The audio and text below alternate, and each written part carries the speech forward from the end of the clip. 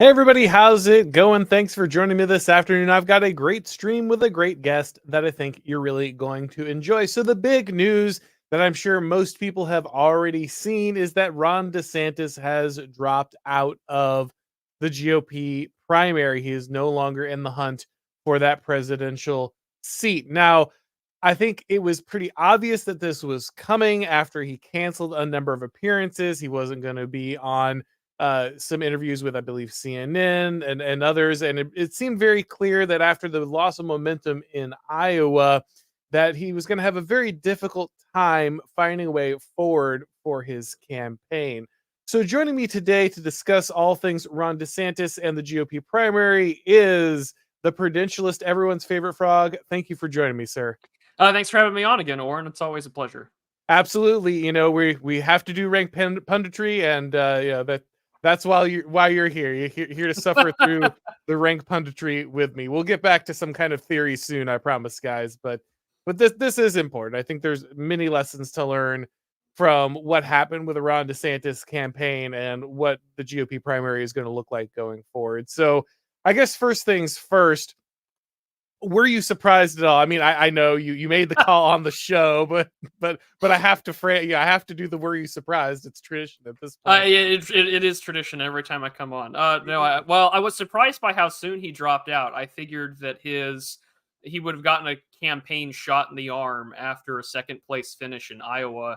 That might have rejuvenated him a little bit, but I think after you look at the polls in New Hampshire, things were not looking good for him, and I think that was sort of the death knell. Was that you can win one state pretty well, but as soon as the race is being shaped by the press, that there's no way out for you. I think Ryan James Gerdusky put out a great article talking about sort of these campaigns. Now they all worked for Ted Cruz in 2016. That this seemed like Ron DeSantis was the sort of Trumpism without the Trump, anti-Trump kind of movement that people wanted to have some alternative that wasn't the Nikki Haley's of the world. But yeah, I'm only surprised by the timeline. But to me, really, the bigger news out of all of this was apparently, Senator Tim Scott is now engaged. So, you've got that going for you. I thought that was bigger news than anything else. That's one less confirmed bachelor in the Senate. So, I mean, there you go. Yeah, he got that he got that Charlie Crist marriage real quick. I don't know if you remember that, but Yeah. Charlie Crist back when he was governor of Lindsey Florida. Graham, most effective. Yeah, right. Indeed. But yeah, so suddenly has that marriage just in time to possibly acquire himself a VP slot. But no convenience there, I'm sure. So moving forward, anyway. So yeah, I knew that the pressure was going to be on after the Iowa result. I mean, yes, he came in ahead of Haley. Now it's sad that even needed to be a question for his campaign. Early on, Ron DeSantis was polling relatively close to Trump. I mean, is still losing, but his numbers looked competitive. It looked like he had a chance in there. Obviously, the story of his campaign has been the story of really falling numbers for him. We'll get into why in a second. But the fact that a second place finish just 1 point ahead of Haley looked okay kind of spoke to where his campaign had fallen to, how desperate it had become. I think originally the plan for the DeSantis campaign was get in there, beat Trump soundly, or come in just behind to show that he could bleed, to show that evangelical voters were kind of up for grabs, that he could build momentum among some of those social conservatives that Trump might have lost due to kind of his positions on things like the pro-life issue or his general foibles in his personal life. The people who are maybe uncomfortable with Donald Trump as a man would switch over to Ron DeSantis, and then with that momentum, he would be able to show that he was the viable alternative, especially given Trump's many different problems when it came to legal issues, that kind of thing. However, you expect him to hang in a little bit longer because now we're in a scenario which, if for some reason Trump cannot run, obviously, Ron DeSantis is not in the mix in a lot of ways. I guess a lot of people would see it that way. And so, yeah, you expected him to carry this a couple more states in before making that decision. But I think you're right that after kind of looking at that performance and then looking at the possibility of the next couple states going forward, it became clear that there just was it would be very unlikely. And to his credit, he did not drag this out. He could have done that. I think that could have been could have damaged his political reputation a lot more.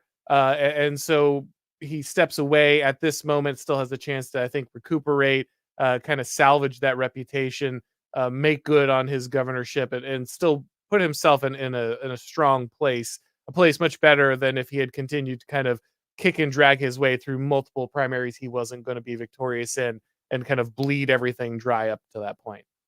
Yeah, I mean, the last time we had really had seen sort of these like last standing Republican nominate, people running for the nomination that weren't going to win. I remember John McCain and Governor, Huckabee back in 2008. That's some ancient history, politically speaking. But I mean, it's important to sort of consider We're that wise old men here. well, some of us are, but it does illustrate, I think, sort of that it is good that he didn't do that. I don't agree with Charlie Kirk almost ever, but I have to agree with Charlie Kirk when he said that, hopefully DeSantis will like raise $120 million to help rejuvenate sort of the Trump campaign treasury and to pursue some kind of victory in 2024. I think that that's a very good call on his end. No, but it was, again, it's why there was so many like Ted Cruz staffers that were there with working in this area in Iowa in 2016, because anyone who is looking for a viable alternative or even trying to show that the Republican voter base might entertain an alternative was to have some kind of 2016 style Iowa caucuses result. Because when you looked at the split in 2016 for Iowa, it was mainly split. The three places were Ted Cruz, Donald Trump, and Marco Rubio. And the split was like 27%, 24, and like 22% between the three of them, with Cruz in the win. And because it was such a heavily divided, voter base picking different options for where to go, that looked like your way forward. And since there was no alternative besides Trump having a 30-point, he got over the 1%, as we talked about the other week. And now, the other two were struggling to maintain 21, 22%. There was no viable path forward. And Nikki Haley, unfortunately, is correct that this is a two-person race. That is between her and really the entire Republican establishment and the Democrats as well versus Trump in this instance. I mean, there's been some weird things in the backdrop of this, like, JP, or is it JP Morgan, or is it whoever, Was Morgan, with Jamie Dimon saying that, Trump might have been crass, but mean tweets aside, he was right. And that sort of gives me a very strange sense of where things might go in this election. But DeSantis, even when you and I had first met in person, one of the things that you had told me that like DeSantis has a high chance of ruining his political credibility by running against the heir apparent Donald Trump. And I mean, we've been lucky that Trump didn't debate on any of these Republican primary stages, because Ron DeSanctimonious and Lord knows what other kind of insults would have been thrown his way, and he would have sort of autistically stumbled through that and managed it, which would have made it worse. But it's over, and now he had given a rather lackluster endorsement of Trump, but he was very much correct in saying that whatever happens next, the pathway of Nikki Haley should never be the option. And that was the one good thing that he really said, outside of getting community noted on Twitter for an alleged fake Winston Churchill quote. Well, I think it is. And by the way, the only thing I miss about Trump not being in the debates is the Nikki Haley Trump interaction. Like, what would that have looked like? I don't. Could have been a moment. Maybe we'll get one. I pray that we do. It's true. But yeah, I think there was, to be fair, a couple of good things that he said. He rightly called Trump out when it came to his behavior during the pandemic. I think that there was a failure of leadership by Trump there. Obviously, Operation Warp Speed and its consequences are huge. And I think it's right for people to hold him accountable and understand that there is a degree of, you're in that moment and it's never happened before, and those choices are in many ways happening around you and being made for you. But that's your part of your job as the executive, is to step in and make that, to stop that kind of thing and make that critical change in the moment. And he did not do that. So I think it's entirely fair for him to call him out on that. And like you said, he stepped out and said, whatever happens, no matter what my disagreements might be with Donald Trump, we can't go back to Nikki Haley. We can't go back to the corporate GOP. We can't go back to those things. And this is why I said from the beginning, a lot of people, a lot of Trump supporters said, oh, DeSantis is controlled opposition. He's entirely a piece of the system. He's entirely, in an insider. And I said, no, that's not the case. Like, I get it. I understand why you would think that, but I do think that DeSantis genuinely is coming at the system in his own way. And while it might not be as successful as other certain strategies, it's still legitimate. And I think that him showing his ability to step out and say, I'm going to endorse Trump. I'm going to decry Haley, even though that would be, siding with the establishment would be the safe move there. I think that does show that he was somebody who's trying to run his own outsider campaign to a certain degree, even if it was less successful. Well, absolutely. I don't think that DeSantis was running some kind of, I'm going to burn MAGA down, even though some of his supporters on Twitter might say that they're willing to do so. Right. No, I mean, like in that, and DeSantis isn't like, Dean Phillips. He's not this like mugwump style character who's running on this like holier than thou sense of, battling corruption or whatever. I mean, he does have a proven track record as an executive, and you, of all people, would know, being a Floridian, that, from his skin of his teeth election victory in 2018 to recreating the state political machine and creating a sizable electoral victory in coalition in 2022 for his reelection, that's nothing to balk at. And he's absolutely right to call Trump out on those things. The question now becomes, what can he do to, maintain sort of this unity behind Trump in terms of the GOP electorate, and making sure that Nikki Haley doesn't get it? Because again, I think there will be a lot of DeSantis staffers and campaigners and donors that either go back to Trump, or seeing, Trump as the worst of all alternatives, like we saw with 2016 and sort of the National Review types, that they'll throw their lot behind Nikki Haley. And I mean, I've said this before, and other commentators have as well, but I mean, you saw those debates, especially the first few debates, where it was a very packed stage.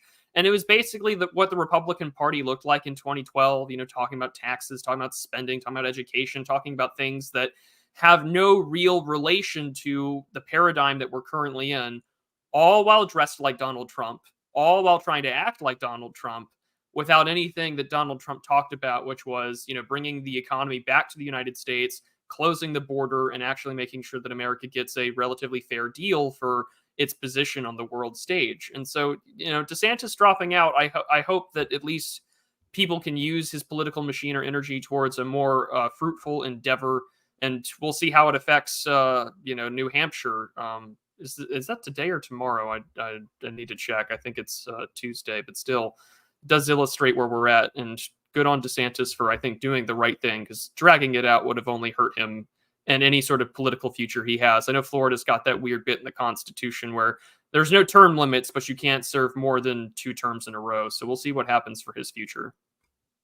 Yeah, I want to go ahead and take this back to the beginning, because I think a lot of people are going to look at this campaign and they're going to say, what happened here, right? Like, this is a guy who had a lot of momentum. He had a lot of buzz around him. He was America's governor, making big changes. There was a lot of support for him in general in the party. And there's going to be a post-mortem that looks at this campaign and says, I've already seen some people on Twitter say, oh, this is, the people will be studying this campaign for years to kind of figure out what went wrong. But I don't think it's really that complicated. So I remember, because I was God forgive me, it's going through the 12 steps. I was a journalist at the time. I'm sorry. I know. Everyone's right. What does it make you now? Huh? What does it make you now? Reformed journalist. That's, looking to settle down, but anyway, no, I was a journalist at the time. And, during that race against Andrew Gillum, DeSantis is losing, right? It's not looking good for him. And Trump comes in and he does one of his rallies, and he's coming through the state, and I cover it because he comes through my area. And, I go there and I'm interviewing everybody, and the energy is just insane. Yeah, I've never seen anything like this. I've been working in some capacity in politics for a very long time, like, 17 years at this point in one way, shape, or form.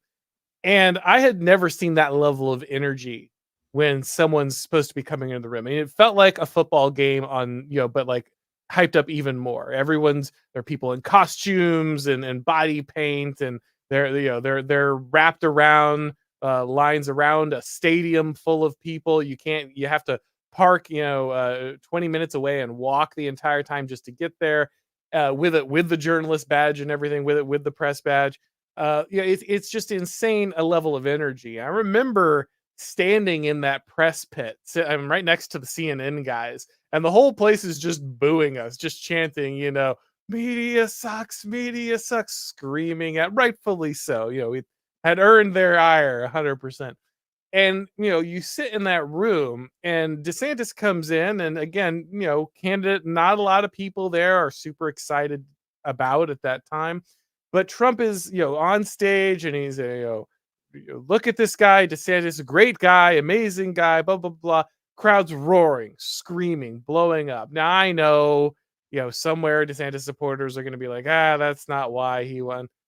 I'm pretty sure that's why he won. Like I'm pretty sure that those kind of that final push with Trump certainly helped move him over the edge, and in doing so, Florida really dodged a bullet, because obviously Andrew Gillum ended up with a gay prostitute and doing drugs.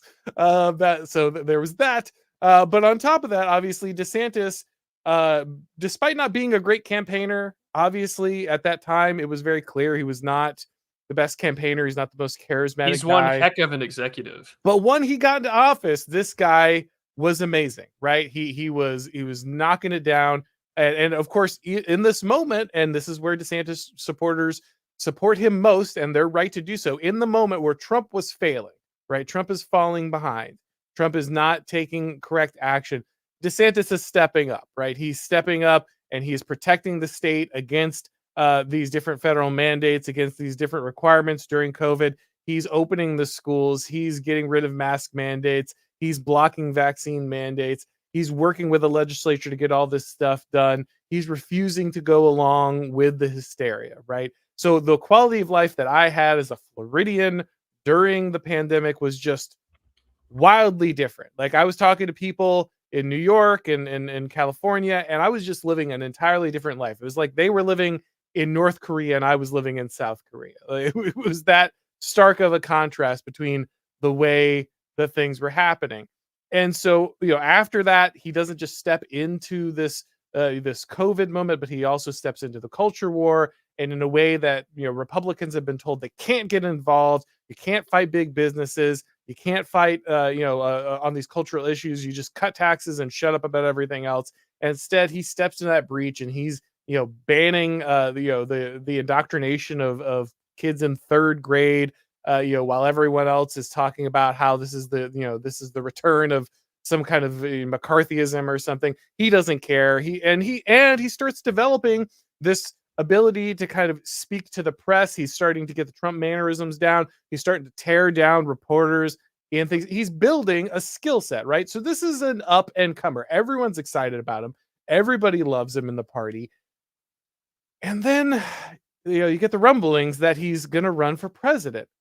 And I said it, and like everybody else who cared was just like, don't do this, man. Just don't do it. Tell whoever is whispering in your ear to shut up.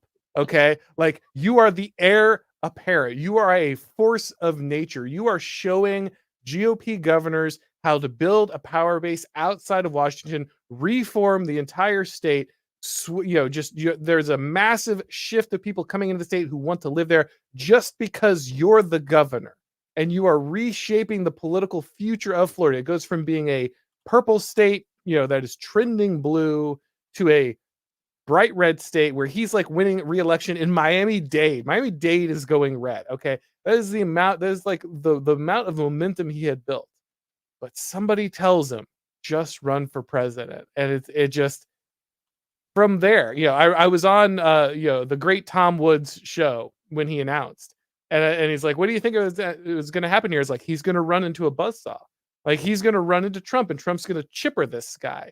Like he's amazing, but the things that make you a good executive are not the same things that make you a good national political candidate.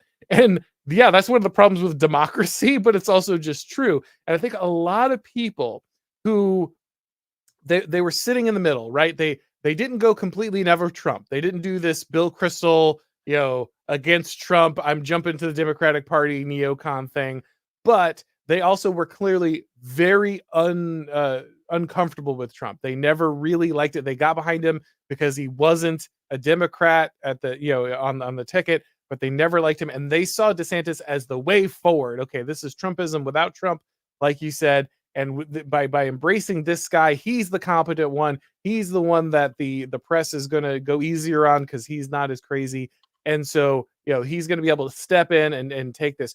What do you think was that miscalculation? Because I think a lot of people were very confident that you just take the most competent guy and you jam him in there, because that's how politics works. Like, a lot of very high level professionals were making this case.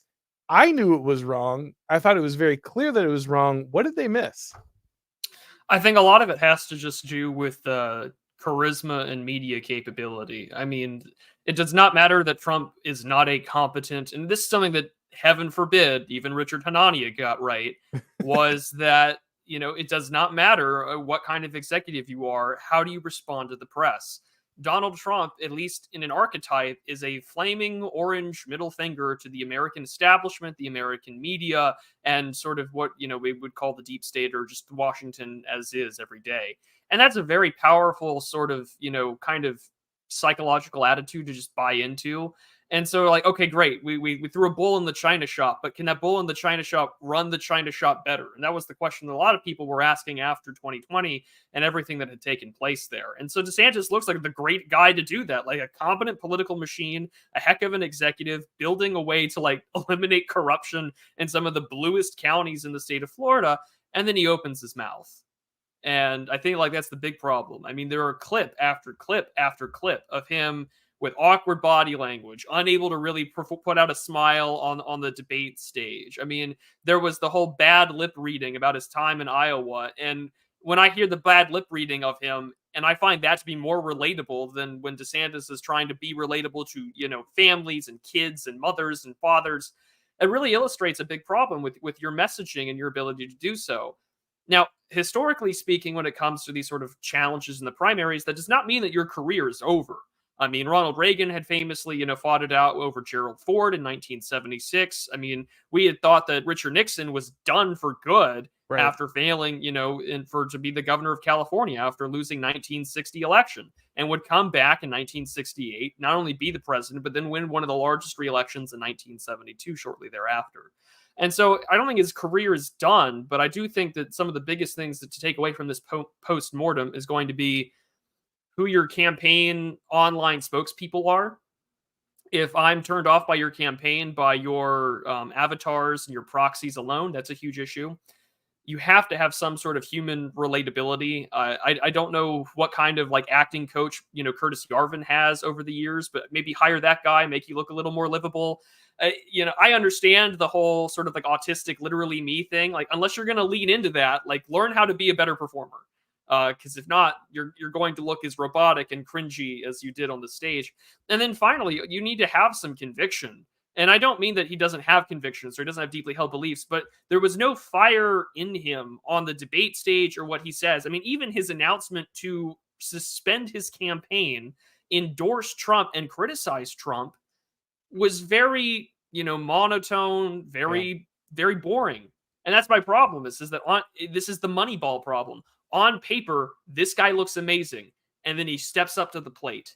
This is going to be a really important lesson for him in the future. And I think if he manages to bury the hatchet with Trump and whatever of that sort of voter base that exists out there for him, which is like 75 plus million Americans, DeSantis will be in a good position in the future. And depending on if Trump decides to be dictator for a day or win the 2024 election, Lord only knows, there's a bright spot in DeSantis's future. It's just that everyone who's doing these postmortems should realize this is a competent executive who can be pushed probably further to the right than he already is, and knows how to get things done to, curtail bureaucracy, fight business, and to ensure that your political machine wins elections in highly contested purple or blue areas outright. So, I mean, at the end of the day, DeSantis is in a very strong position, I think, going forward. And we're all kind of glad, as you had said, he didn't drag this out and further Yeah. sully his political future by hanging in until the convention. Yeah, it's very weird. So a couple things I want to address there. First, you said the online proxies, right? And I'm with you that many DeSantis proxies were just, I don't know who thought this was a good idea. It was insane. Like, don't get me wrong, there are very annoying Trump proxies on Twitter. Like the existence of Laura Loomer still blows my mind. But like there are very, very, very annoying people. So I'm not saying, oh, this is just a DeSantis thing. But there did seem like a concerted effort. It seemed like a part of their plan to get like really hostile on Twitter, and they thought that that was going to be the thing. You know, anytime you question, like even when I would go out and say, Ron DeSantis has done all of these amazing things, and I respect him, and I think he's got a great future, and blah blah blah. You still would just have endless number of people, you know, running or bots or whatever they were running into your mentions and just complaining endlessly. Now, I don't know how much that actually impacts the primaries, because honestly, that feels very online. You know, like we're both very online. You know, I get it. Like we're going to see a lot more of that than the average person is. So does that really impact his electability? I don't know. Maybe it does. Maybe it doesn't. Certainly doesn't help him. It certainly wasn't a winning formula to win over pundits that disagreed, or, you know, influential media voices that could have been on his side. Whoever, at the very least, they failed in that very, very obviously. But I don't know if it impacts the larger electorate. I don't think it does. But I think you're right that this is still somebody who is very capable. He's still in Florida until 2026. He still has an opportunity to step up and show the people why they loved him in the first place and avoid any serious damage. And the fact that he stepped out when he did kept him from dragging all this through the mud. I'm sure there was a lot of pressure to keep that money train rolling, keep paying all these, you know, consultants and things, you know, keep doing that kind of thing. But I think he stepped out at a wise time, which keeps his career viable and allows him to kind of pick up that mantle yet again as America's governor. And I want to talk about that a little more in a second, because I also want to talk about what's happening with Greg Abbott and you know, the possibility that these two could join forces, you know, hopefully. Uh, but one thing that I think was very interesting, one dynamic, was that a lot of the people who were pro DeSantis kept saying ignore the polls, right? Which seems entirely reasonable, right? We saw the way the polls were manipulated when it came to Trump's run, both in 2016 and 2020. We see how far off the polls were dramatically. And so it was something that always rang true to me. They would say is like, well, you didn't trust the polls when they were with Trump. You are trusting the polls now when they're showing Trump beating DeSantis. Aren't you just, you know, kind of flipping there? But it seems actually that they were more correctly kind of viewing this election. What do you think was the difference in this scenario where they were less accurate in Trump's election, but they were more accurate with this primary, reflecting the nature of this primary? I think it has a lot to do with the fact that there is sort of a incumbency advantage. And just to put it, I mean, like, it's Donald Trump, who was president for 4 years. You know, he's trying to pull off something that has only happened once in American history of running, and you know, and having two terms non-consecutively. And at the same time, there is, as we saw time and time again, after every indictment, after every major kerfuffle in court, Donald Trump's poll numbers just shot up because it shows to, you know, ordinary people and the voters, and heaven forbid that I'm going to, you know, consider democracy a little more seriously than I usually do. But the people seem to see the transparency of, well, the whole system is against him. How can I expect this to be anything but a witch hunt, as Trump had said during all of the years in his time in office, as well as on the campaign trail. I think DeSantis just not staying in for very long. You know, I think it was very clear in the conversations he probably had with his campaign staff that we could keep this going, but at what cost to a political future, as well as what cost to any future voters that we might want to court in 2028, or even in our home state of Florida, because nothing was more embarrassing in 2016 than for Marco Rubio to stay on as long as he did and to get absolutely blown out of the water in his home state of Florida. Now, Yeah, don't get me wrong. I liked Marco Rubio back then. He wasn't my guy, but I can respect what he was doing and the angle he was aiming for as a more sort of non-neoconservative kind of realist foreign policy guy. But after that, you don't have a future after your own state rejects you and you're the state senator. yeah, And so that's I a really good point about getting out before you get blown out in your own state. That's yeah. very wise. Yeah. Yeah, so that's a big deal, I think, with this case. Also, I think that a lot of people have learned maybe not to underestimate, how people feel about Trump. I mean, and again, this goes back to what we said about Iowa too. Is that the media doesn't talk about Trump? Yeah, he does. He has a few campaign appearances on television, but outside of sort of the Trump-centered media sphere, the greater mainstream doesn't talk about him outside of the cases that are built against him. What does Biden say about him, et cetera, et cetera. So a lot of the attention has been focused on the other candidates. And now that there is really just a two-person race between, Nikki Haley and Donald Trump, I think that DeSantis saw the writing on the wall and saying, listen, one guy is seemingly the heir apparent, and the only other people that are going against him are people that even I don't like. So Right. why paint myself in the same corner as Nikki Haley and the neocons and ruin my future? So again, I think he's got political instincts. He's got chops. He may not have the charisma, but he knows what he's doing. Yeah, it was interesting. Yeah, I tried to explain this to people so often, and because a lot of the things I've heard from, again, DeSantis supporters were, oh well, it was the indictments. It's the indictments that elevated Trump. The poll numbers were close, and then the indictments helped him pull away. And if they hadn't done that, they basically, the media has chosen this candidate for themselves, that kind of thing. And I think that this is an easy way to kind of sell yourself on the idea that, like, well, there wasn't really a love for Trump here, right? And it's only this dynamic of the indictment that changed that.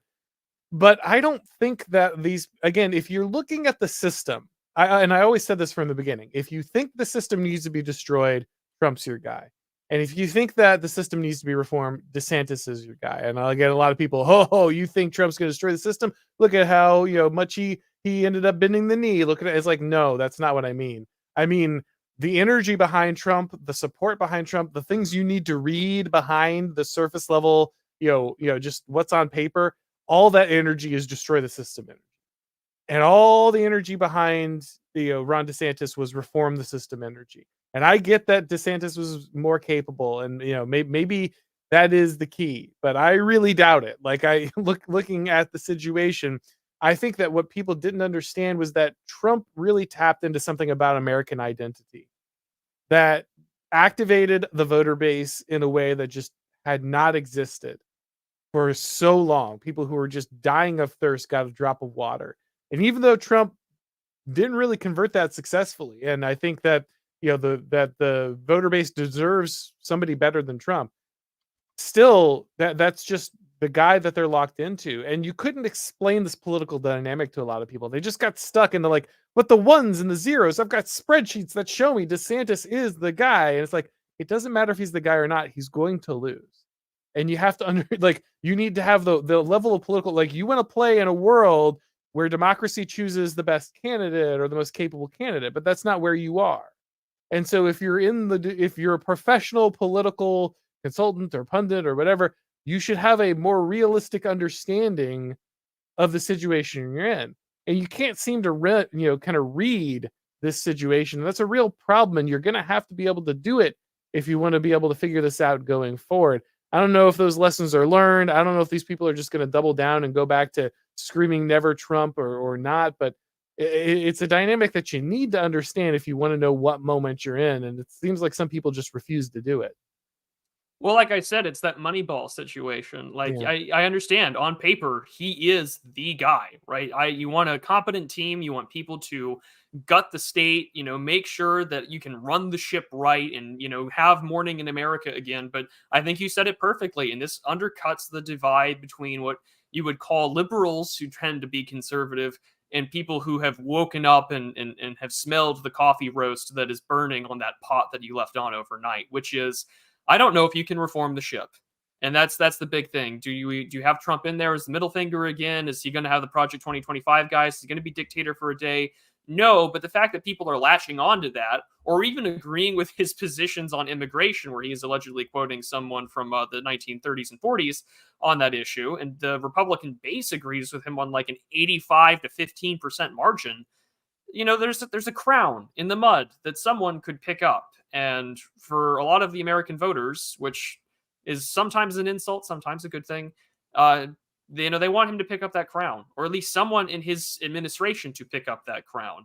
And that's why I think when we look at elections and we look at these campaigns, you should always be looking at the people who are going to be working on the sides. The one good thing I've noticed is that he doesn't have Kushner around him. He doesn't have Bill Stipien, the guy that was his campaign manager in 2020. I haven't seen him really lean into the platinum plan or any sort of the pandering that he has done in the past in 2020. I mean, yeah, he does talk about the unemployment rate or talk about those things, but again, he is running as the opposition candidate. I mean, he is the alternative to Joe Biden. He was the alternative to Joe Biden in the establishment in 2020. And now things are far worse than they were in 2020, even in the midst of the COVID crisis. So I think Trump, at least to some extent, has an idea of what time it is in terms of his campaign, even if he doesn't give off that vibe. But the actions of his staff and so on give me the indication that he is. And so DeSantis dropping out, I think he did the right thing early. And as we said, he's got lessons to learn. And I think he will learn those lessons, because if I were Ron and I look at my performance and I look at the video footage and I have like an after action report, I would be like cringing and trying to turn into like, this tiny little like shell under a rock or whatever. Cause I'd be pretty embarrassed myself if I went on the air and I was as like, incapable of charisma or a smile like he was.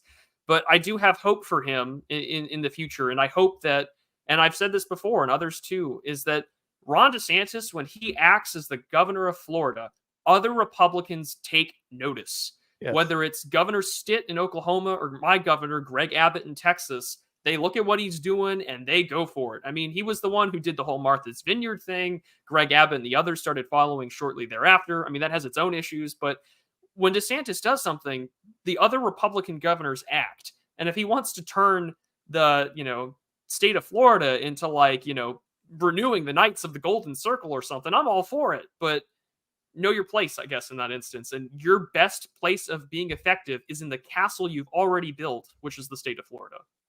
Yeah, that was the thing is, I said this because I predicted it, a while back. I was like, a lot of people are going to come out and they're going to look at these results and they're just going to lecture the voters. They're going to say, oh, the voters have failed me, right? It's instead of looking at their priors, instead of thinking to themselves, what did I not understand about the dynamics at play? It's just like, well, the voters failed me. And don't get me wrong, again, I'm not the biggest, democracy enjoyer. So I get it. Like, I understand why, you want to kind of say that, but that said, who these people are. It's your job to predict and understand what's going on. You have to look at the reality on the ground. You have to look at the dynamics of your candidate. You have to look at just basically the historical moment you're in and understand that you are running into something that is just going to wreck you. But like you said, I think to DeSantis's credit, he gets out in time to kind of save his stature in the party. He has the ability to go back to Florida, make some impressive moves, and kind of rebuild that credibility, and perhaps learn to transition his public persona, his ability to kind of act on the campaign trail, or learns that maybe he's the best to be behind the guy. Maybe that's the lessons he learns.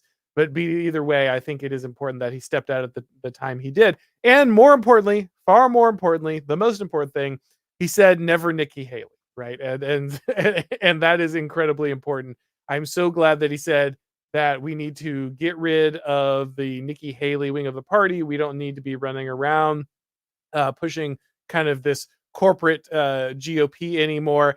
And as if to immediately prove Ron DeSantis right, Nikki Haley decided to say this on NBC. We were the only Indian family in our small southern town.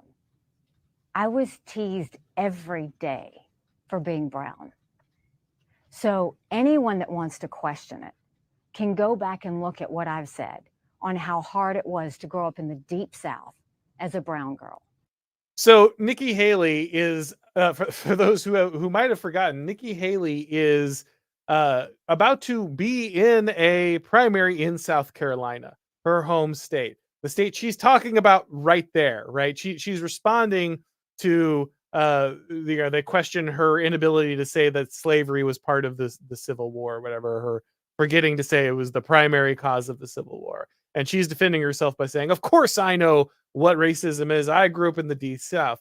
And she's just indistinguishable from the left, right? She's just the DEI conservatism. Nikki Haley, we need a woman to run this thing. My high heels reload my guns, or whatever she was saying. And then, by the way, I know I'm running in a primary in my home state in a couple weeks, but I want you guys to know that I agree with you, the liberal media, on how incredibly racist my home state is. And that's the most important thing you should know before I go ask for the vote of the people who made me governor. Just an amazing reminder of what the GOP is the vast majority of the time. To be honest, we're just spoiled between DeSantis and Trump, because this is what we've been fed for decades. Yeah, when I'm in a hating white people challenge and my opponent is Nikki Haley, I mean that's a hard competition. And it just honestly though, it raises the question, like, what is that statement for, other than for me to just call you like call center Hillary? Point, like, you're talking about racial issues in the Deep South. You got rid of the Confederate flag and the original state's flag that was there while you were governor. You had done you were given sort of one of the, I can't say it's a useless job, because historically it's been helpful in regards to like the Cuban Missile Crisis, but you were the ambassador to the UN. You're the embodiment of sort of the neoconservative political ideology. So it's just like, why? Other than to know that there is a deeply moneyed interest in America that hates the American voter, hates the people that Nikki Haley had once represented, and wishes to represent the entirety of the country. So what good point am I doing here? I mean, even it was funny when someone was like, well, good thing no one cares what Senator Rand Paul thinks, when he did the whole Never Nikki website. But I'm sorry to say, I like Rand Paul a lot. He was my guy in 2016. I have no problem admitting it. But at the end of the day, right, like, no one should be on board for a woman that is basically just the slightly diverse version of Hillary Clinton. No one should want that. No one in their right mind should want that, outside of like Bill Kristol and some very wealthy people that already hated Donald Trump and hated people like you and me to begin with. Yeah, Fisher King here had a great tweet, I thought. He said, Nikki Haley embodies the bankruptcy of the spoils system we've put in place in this multicultural society. She changed her name and religion and speaks with a Southern accent to fit in, but she employs her ethnic heritage strategically when it suits her, wants it both ways. And that's it, right? This is the GOP in the nutshell. We need to find candidates that tick every one of these boxes, so they can be impervious to the standards and the slings of the left. But of course, the minute that they get themselves into any kind of problem, all of a sudden, all of those trappings, those conservative trappings, fall away. And actually, it turns out that this person was really, in their heart of hearts, a beleaguered minority after all, appealing to the racism narrative of the left. Yeah, and I mean, this is the big deal that you've talked about with the neocon cycle, or really just how things move leftward. If you have any remotely conservative instinct, please do not pursue the approval of people that hate your guts. And as Michael Malice says, once you dead, but we'll settle for your submission. Yep. It's not worth it. It's not going to be worth it. And this just illustrates, at the end of the day, like, why does Trump have the power that he does over the American people, especially towards his electorate? It's simple. It's that he actually speaks to their interest. And I know that gets to be a very touchy subject, as we've talked about things with the Washington Post, like multiracial whiteness, where people vote for Trump because he speaks to jobs and immigration. But when even people in the Rio Grande Valley, who historically voted Democrat all their life, swung in the opposite direction for Donald Trump on the issues of the economy, making sure that things were good at home and to reduce immigration, all of a sudden you realize that, maybe that multiracial whiteness might be the winning strategy for the GOP, rather than constantly pandering to people that never vote for you. Time and time again, this is the case with Republicans. Desperate. I mean, this was a big part of Trump's failing, too, with the Platinum Plan, or trying to sell Operation Warp Speed as some sort of success. That's not why the people voted for you in 2016. That's not why you trounced over 15 other Republicans who are seasoned political operators. in that election cycle. You won because you spoke to the issues that for the longest time Americans never got to hear on the stage, whether it was about immigration, whether it was about the fact that the demographics of the country are changing, or that you have an entire bureaucracy that is explicitly designed to make Americans' life worse. And so, yeah, Trump is going to be the guy that speaks to that. I mean, is he going to do it effectively? I mean, you can definitely say that his first term had a lot of problems, but he is sort of that American id, you know. He is there just speaking and acting on that impulse, and he's got pretty good instincts. Let's not kid ourselves. And if they do have a debate, you know, I sincerely hope that that's what he does, is that he just calls, well, he called her Nimbra, but I mean, I hope that, you know, Nimrata Haley, who had changed her name, changed her religion, allegedly cheated on her husband more than once in the backdrop of all this, you know, gets called out as the Hillary Clinton of the Republican Party, because that's exactly what she is. And Trump is right to focus on the issues of immigration and of trade, because I don't know if you saw the news, but in the whole midst of all these battles over the southern border and Texas trying to rebel, the Supreme Court sided with Biden, saying that, you know, Customs and Border Patrol can cut the razor wire and let the immigrants in, facilitating, as even DeSantis called it his concession speech, the invasion of the United States. Absolutely. It's amazing. You know, my entire life,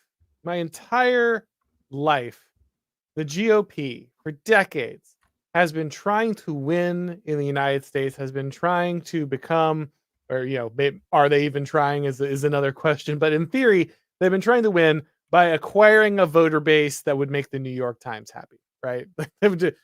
Just so they could be praised about their multiculturalism and about their focus on diversity.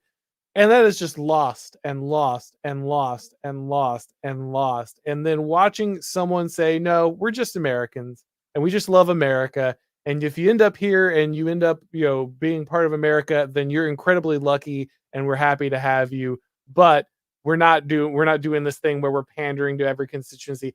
That was the way forward. And yeah, we just, hopefully Trump learns that lesson and doesn't go back to this. You know, every GOP politician or pundit or, you know, advisor seems to think that they're going to be the one guy who's like, we'll outflank the left by winning over one of these minorities. And it hasn't worked yet. And yet they're, you know, or at least not with the attitude of pandering to them. And that's really the key there. But I want to get to what you were just mentioning with the battle between Texas and the federal government, because of course, this is something that DeSantis was pushing, right? He was pushing the envelope on this. He was the one spurring people forward, like you're talking about, Greg Abbott, you know, inspiring them. A lot of people had their problems with them busing immigrants north. I don't understand why people think that like the geographical location is the problem, but whatever. The point is that whether you like that strategy or not, obviously it has spurred further interest in defying the federal government and taking individual state level action on the immigration question. And this is what we need, because this is what's actually going to solve this problem. Like, I really hope that like Trump wins and, you know, these guys take over Washington and they reform the bureaucracy and significant changes are done and the border is secured. But the truth is that's probably not going to happen, whether you got DeSantis or Trump in. And the problem was going to continue to persist through multiple administrations. The only way this gets solved is if the governors of the actual states involved put armed people on the border and turn people around. And it looks like Texas is actually taking steps to do that with Eagle Pass. So what's going on with Greg Abbott? Is this real action? Is this something that could be expanded? What's going on? So Governor Greg Abbott, of course, is more focusing on Eagle Pass, but he is basically said that he's doing everything that he can at the border, with the exception of shooting people. So in which of course that remark got some flack, because if you're an extreme person on the immigration, you're like, oh, so you're not doing enough, and then the rest are just like, well, that sounds pretty militant and anti-humane and everything like that. But Texas Governor Greg Abbott has been trying to transform, you know, the state policy to say there was a law passed in December, which goes into effect into March, but he has already mobilized the Texas State Guard, so the state's military institution, not just the National Guard, to keep people away from the border and to keep people, particularly, you know, the Department of Homeland Security, from going to the border and from allowing people to do exactly what the Border Patrol under this administration has been doing, which has been facilitating the invasion of millions of people into the United States.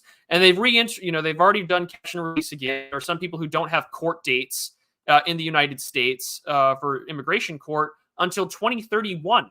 So long after Biden would be out of office if he won another term. And this is a big issue on this respect. So, at least Biden is trying to deter the federal government from doing so. He has not, I don't think, put out a statement as far as I know yet in the midst of this Supreme Court news. But this is exactly what he's been doing with riot shields, pushing people away, putting fencing up, trying to keep the federal government away from this, from the border. And, now that the Supreme Court has made its decision, Governor Greg Abbott has a choice. He can tell the feds to pound sand, or he can comply with the law. And I hope that he wheels up to the occasion and does exactly what is necessary and tell the federal government no.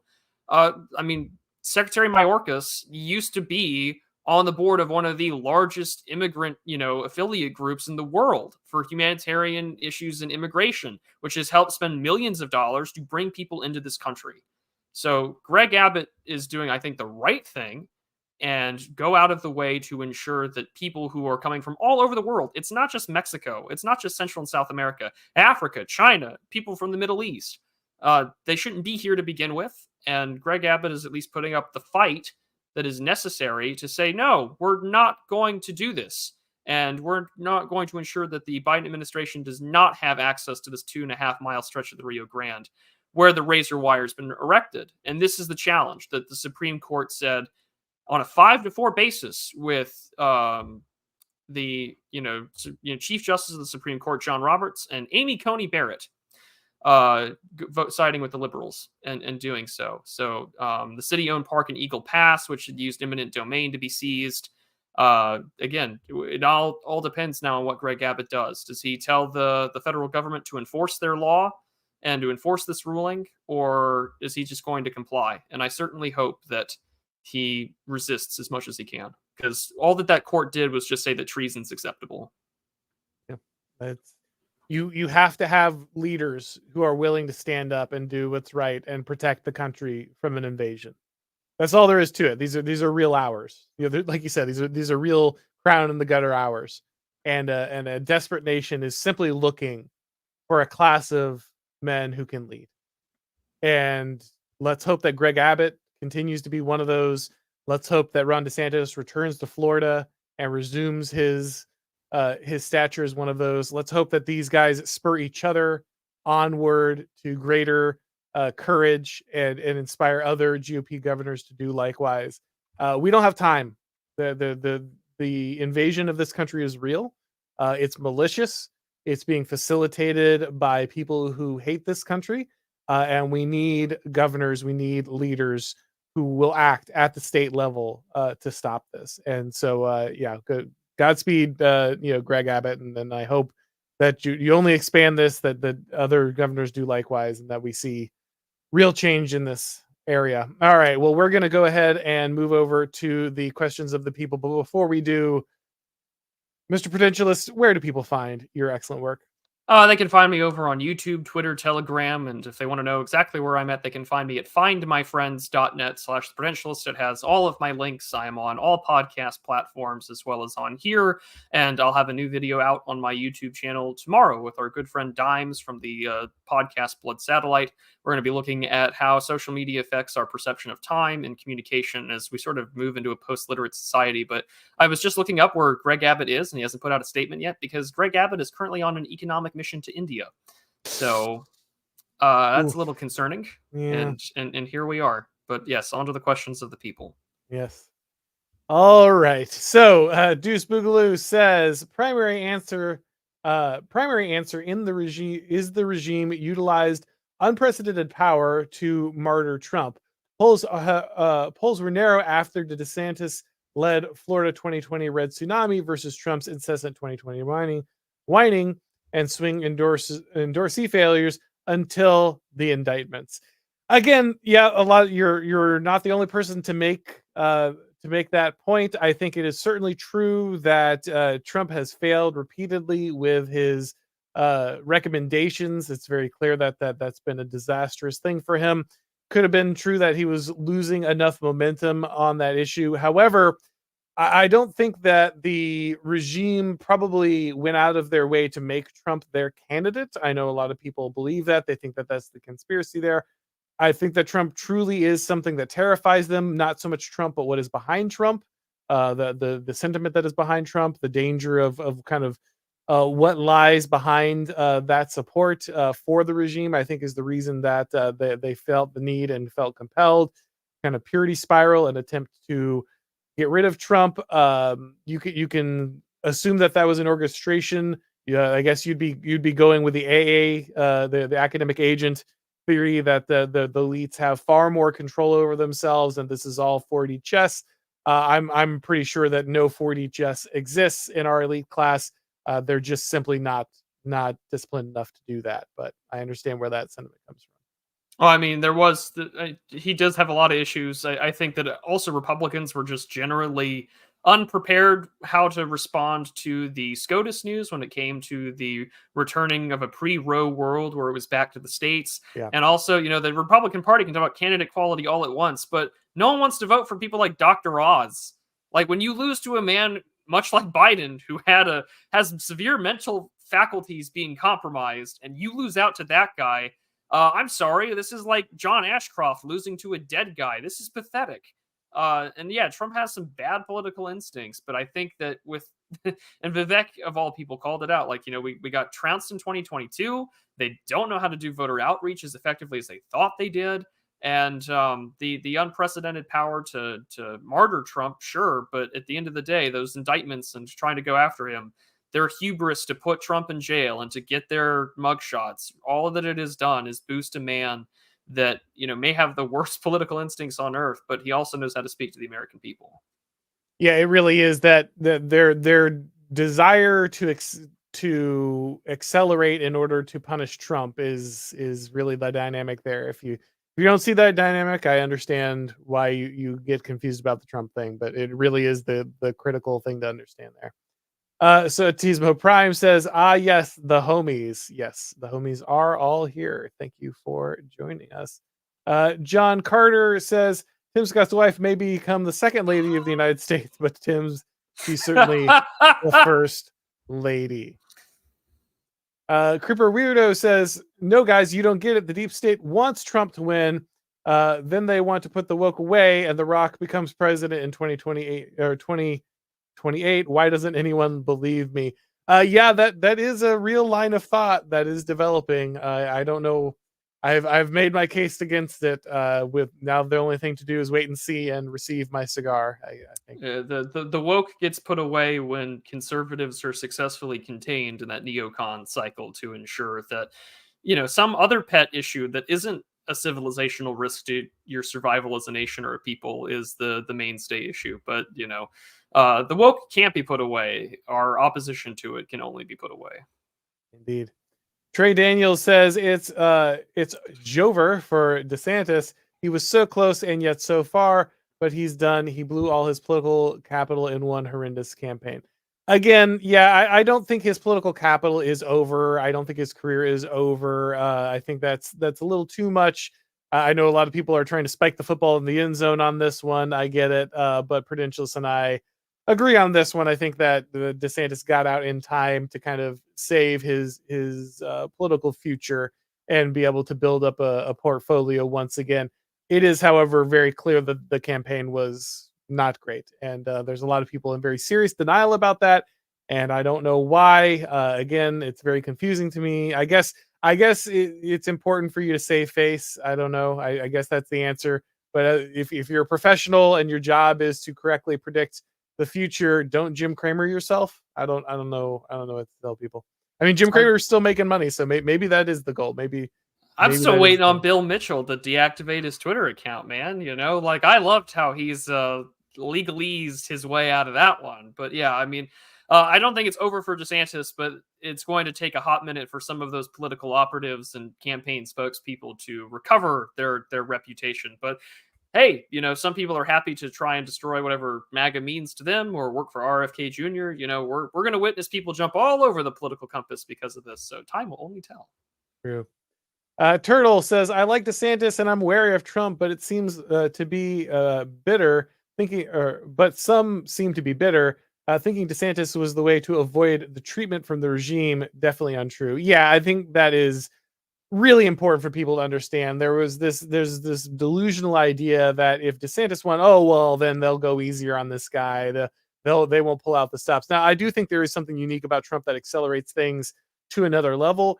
But yeah, no, they still would have been talking about how DeSantis was, wanting to, well, do things that I will not say to keep YouTube from flagging anything. But they would have accused DeSantis of all kinds of insane things, especially given his history with the protection of children in Florida. They would have accused him of all kinds of insane things, saying he was threatening the existence of certain groups, and it would have been just as insane to try to keep him out of the White House, I believe. Yeah, let's not forget that they went out of their way to call John McCain of all people a mid-century German. I mean, come on, let's not kid ourselves. Paladin YYZ says this should teach DeSantis a valuable lesson. Maybe next time he will show more support for Israel. Yeah, I don't know. I don't know if it's possible to show more support. Just what's the MTV meme? I got support for Israel. I heard you like support for Israel, so I got you some more support for Israel. Support for Israel. Couldn't tell you. Paladin YYZ, maybe Prude can attest to this. I wish that GW was a good governor. Would not have been that bad if it lost the run for president and come back home where he belonged. Oh, do you GW was a good governor? Not Eddie lost. Oh, for George W. Bush. I guess is what you're referring. Okay, yeah. Okay.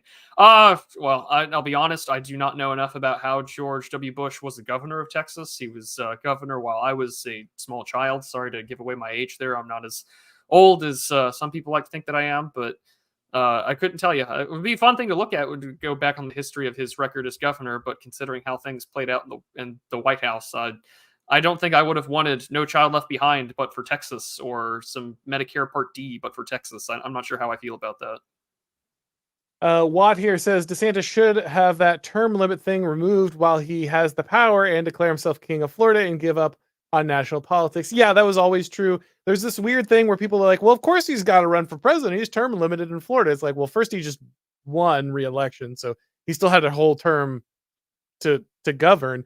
But also he got the resign to run law dropped in Florida specifically so he could run for president. If he has the ability to do that, he probably could have swung some term limit extensions or some alteration there. I think that one is constitutional, but I still got a feeling he had enough political capital to spend it that way. Obviously, his strength is in the governance of Florida. I think that is where he's going to rebuild his power base. I hope he can do that as long as possible, and I hope that other governors learn from his example. Life of Brian says, Pedro Gonzalez, now that the DeSantis campaign is over, has signed a contract for the next season of Ow My Balls. Yeah, I mean, rough for Pedro. I've had Pedro on the show several times. We definitely disagreed over on who was going to win this. Again, I hesitate to even call myself a Trump supporter, guys. Not big on democracy. I don't think Trump's that great a guy. I could just see which way things were going no matter what. So there's just no reason to lie about like what was going to happen. It's not about who is even the best, though I think there were reasons that there was an advantage to a Trump candidacy. But yeah, I just could not go. I could not go along with that. I think the wins were obvious for those that were paying attention to them, and I think that's kind of how things shook out. I mean, I understand being as someone who's worked political campaigns. I understand taking money and supporting people that may not have the best chance, but you're there to do a job. I would just respect people a lot more if they were honest and saying, I'm doing this because I'm getting paid to do it, rather than to make it personal and petty and bloody and nasty. But again, that's unfortunately the way a lot of these campaign people type go. And wherever he goes next, I mean, good luck. But I think that you burned more bridges than you realize. Jacob Zindel says the disintegration of the DeSantis campaign reminds me of the Kennedy-Nixon debate. How much better do you think DeSantis would have performed if he was taller, better looking, less awkward?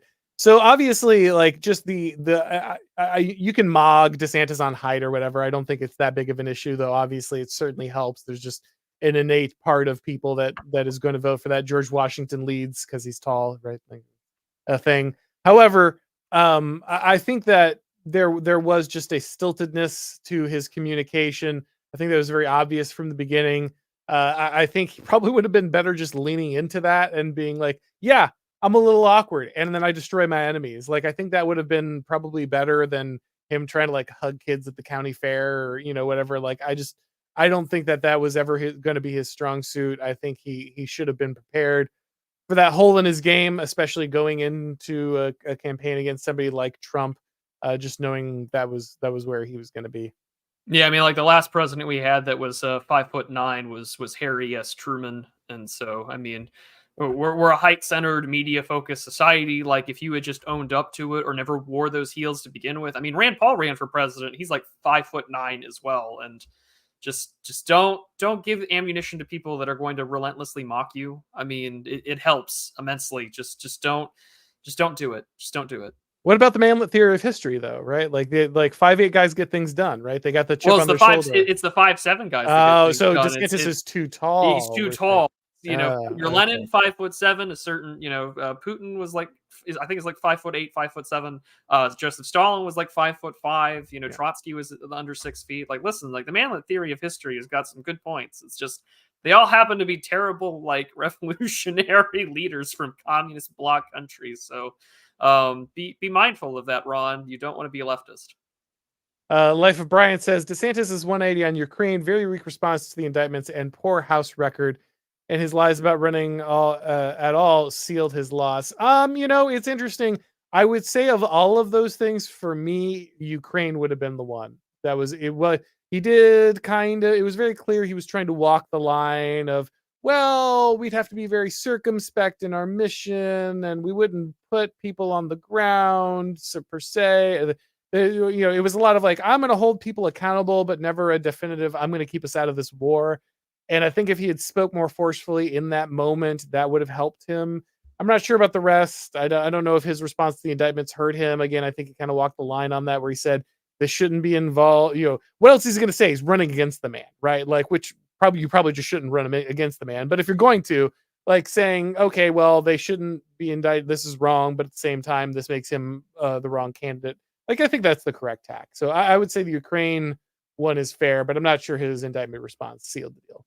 His indictment response was pretty poor. I mean, when you're getting outshined by Vivek, which again raises own questions about what Vivek's role was during. Yeah, I was gonna say, like, I'm afraid he might be some sort of middle manager, similar to how so much of the tech sector has been with regards to Trump campaign. But I mean, at least others during the, you know, either didn't say anything or were supportive of being against the weaponization of the lawfare process was the copy they used. But I don't think too many people brought up his House record at all outside of, I think maybe Scott Greer, but outside of that, almost nobody that I can think of off the top of my head. But again, like, when you're coming out of the gate, you should be saying, these are my positions. This is where I stand.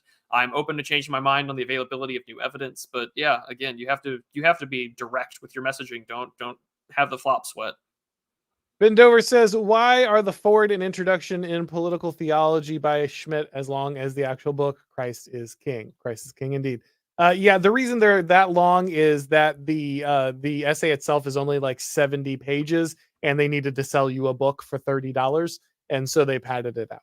It's just like every copy of Art of War or The Prince has like 3 different commentaries, a forward, you know, an introduction, and 2 other essays written by another professor, so they can actually charge you for what otherwise would just be a leaflet.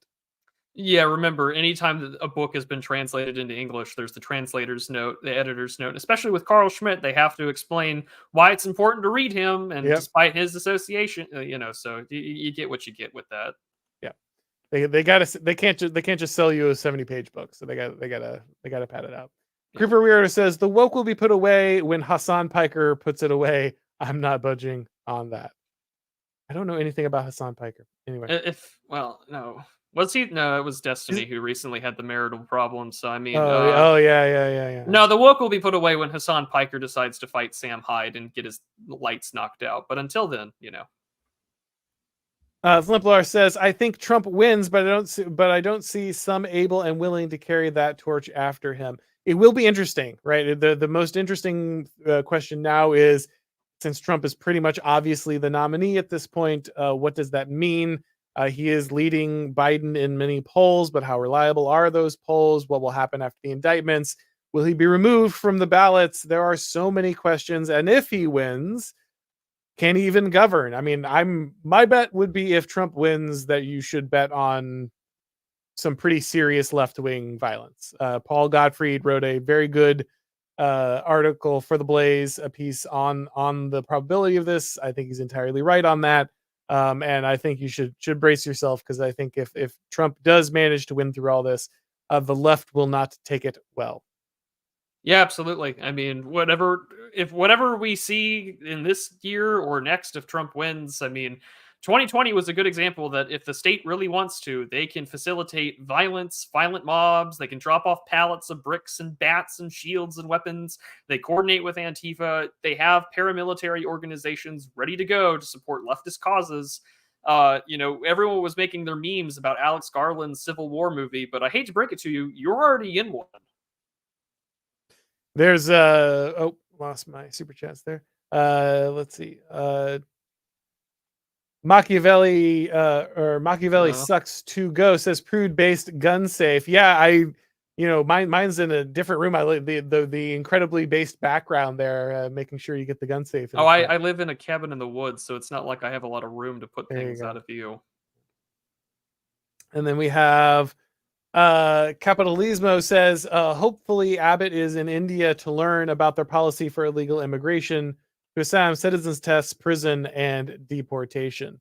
An exchange of border control from India, is that the well, they have that policy, how they like police the border they have with China, where there's no guns, they just beat each other with sticks. That's not a bad idea either, I'm okay with it. But no, he's there for some economic mission right now about why it's important to do it.